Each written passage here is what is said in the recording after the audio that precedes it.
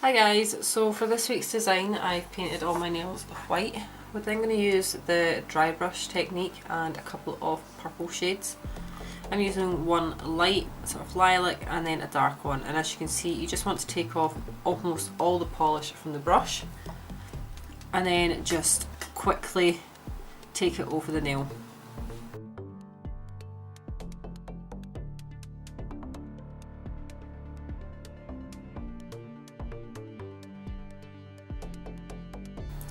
So next we're going to need some gold foil. You won't need a lot because once more we're going to do the dry brush technique, and as you can see I've made very irregular shapes on each nail.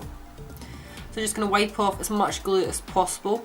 Once that's dried we'll be ready to apply the foil.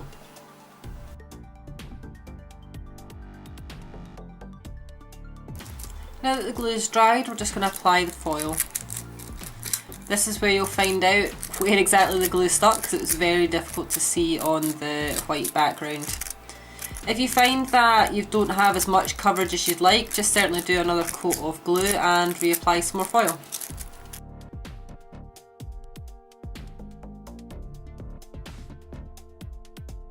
Next I'm going to go in with a small dotting tool and black.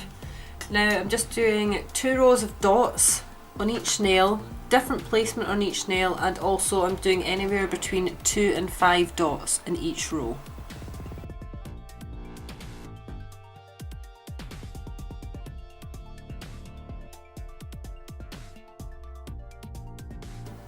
So the nail design is actually complete, but I wanted to let you know what I use over the foil to help stop it from cracking and dulling.